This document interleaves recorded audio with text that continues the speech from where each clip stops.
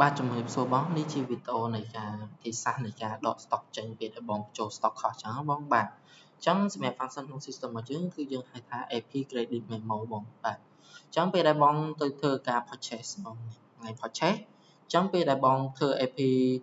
invoice ខុសអញ្ចឹងបងត្រូវការដក stock ចេញអញ្ចឹងដើម្បីបងអាចដក stock បានគឺបងត្រូវប្រើ function មួយដែលមានឈ្មោះថា AP credit memo បងនេះអញ្ចឹងកន្លែងនេះ AP credit memo អញ្ចឹងដើម្បីបងអាចដក stock បានបងត្រូវទៅ create មកបាទអញ្ចឹងបងចូលដល់ AP credit memo បងយកពាក្យ create បងបាទអញ្ចឹងបង create មកបាទអញ្ចឹងនេះជាទម្រង់ form នៃការ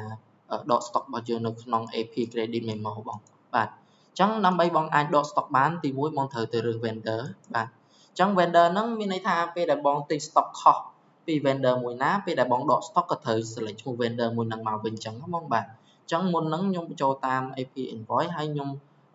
ទិញពី vendor នេះតែដោយសារខ្ញុំទិញខុសអញ្ចឹងខ្ញុំមកធ្វើ credit memo ពី vendor មួយហ្នឹងដែរបងអញ្ចឹងយើងចុចទៅលើ vendor ហ្នឹងមកបាទចេញដល់ vendor ហ្នឹងហើយយើងមកប្រើ function នៅខាងស្ដាំដៃគឺយើងមាន copy from មកអញ្ចឹងបងចុចកន្លែង copy from ហ្នឹងមកហើយបងចុច AP invoice មកអញ្ចឹងមានន័យថាពេលហ្នឹងយើងបញ្ចូល stock តាម AP invoice ខុសអញ្ចឹងពេលដែលបងដកក៏បងដកនៅកន្លែង copy from AP invoice ហ្នឹងដែរមកអញ្ចឹងយើងចុចលើ AP invoice ហ្នឹងមកបាទហើយបងទៅមើលបងដែលបងបានបញ្ចូលខុសបាទអញ្ចឹងមិញហ្នឹងខ្ញុំបញ្ចូលទៅលើបងមួយនេះដែលខ្ញុំបានបញ្ចូល stock ខុសបងអញ្ចឹងខ្ញុំចង់ដក stock ចេញពីបងមួយហ្នឹងវិញបាទអញ្ចឹងបងគ្រាន់តែចុចសញ្ញាតម្លាក់ហ្នឹងមកបាទសញ្ញាព្រួយតម្លាក់ចុះខំហ្នឹងមកបាទអញ្ចឹងពេលហ្នឹងបងនឹងឃើញ invoice ដែលបងទិញ stock ចូលហ្នឹងអញ្ចឹងពេលហ្នឹងខ្ញុំបានទិញ Coca ទិញ Anchor ទិញ Pizza តែខ្ញុំបញ្ចូល stock ខុសទៅលើ Pizza Tiger នេះបងដោយសារតែ Pizza Tiger នេះខ្ញុំមានតែចំនួន20កំប៉ុងទេតែខ្ញុំច្រឡំបញ្ចូលដល់24កំប៉ុងអញ្ចឹងពេលហ្នឹងខ្ញុំចង់ដក stock ទៅលើ Tiger Pizza ហ្នឹងចេញមកអញ្ចឹងពេលហ្នឹងយើង